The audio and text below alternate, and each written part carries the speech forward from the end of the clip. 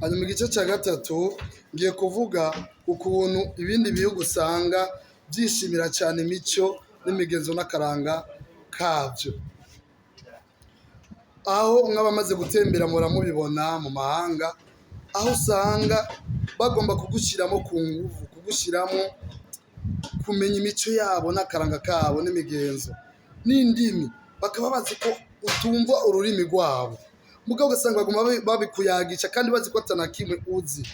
ku ndimi zabo, bakabikubwira bakabigushyiramo ku nguvu, ukumva ko bari fier, ukumva ko banezerewe cyane imigenzo n'imico n'akaranga by'ibihugu byabo, aho usanga bitandukanye na bamwe bo muri Afurika n'abarundi turimo, aho usanga dufise tendance yo kuimita, kwa adopta comportement zabo, imigenzo yabo, akaranga kabo, imico yabo, tukumva ko ahubwo twege twoyikora, twoyakira, twoba muri iyo mico yabo, muri ako karanga kabo, muri izo ndimi zabo, ukamiga turabyishimiye cyane. Iyo tendance yo kuimita, kwa adopta imico y'abandi n'akaranga, by'ukuri tubihebe, tubihagarike, ahubwo tube fier n'imico yacu, twishimire imico yacu n'akaranga n'imigenzo y'igihugu cyacu, ko ni myiza cyane. Nasanze dufite imico myiza cyane n'akaranga n'imigenzo dukwiye kwishimira cyane rwose. Rero muze dushobore kuyishimira cyane, ahubwo tuba ari twe tuyishyiramo abandi bo mu bindi bihugu, n'aba ari bo badushyiramo by'iwabo, tumve yuko tunezerewe no kuba dufite imigenzo n'imico n'akaranga by'igihugu cyacu cy'u Burundi, ahubwo tubishyiremo abandi. Iyo tendance yo kumva ko twokwimita iby'abandi, ko twadopta iby'abandi,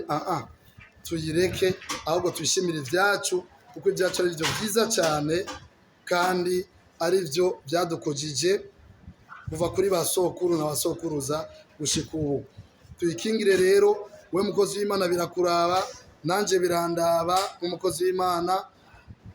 abashe birabaraba, abapadiri birabaraba, apasiteri birabaraba,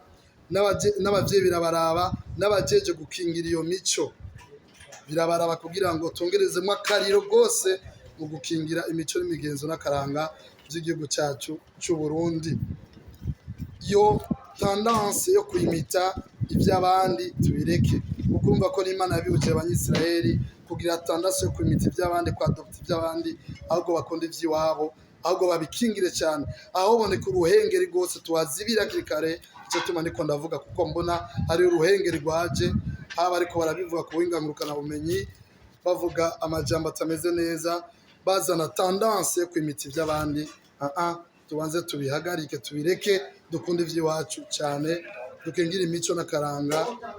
k'igihugu cyacu, kuko imico yacu ni myiza, akaranga kacu ni keza, imigenzo yacu ni myiza cyane. Nuko icyo ni igice cya gatatu.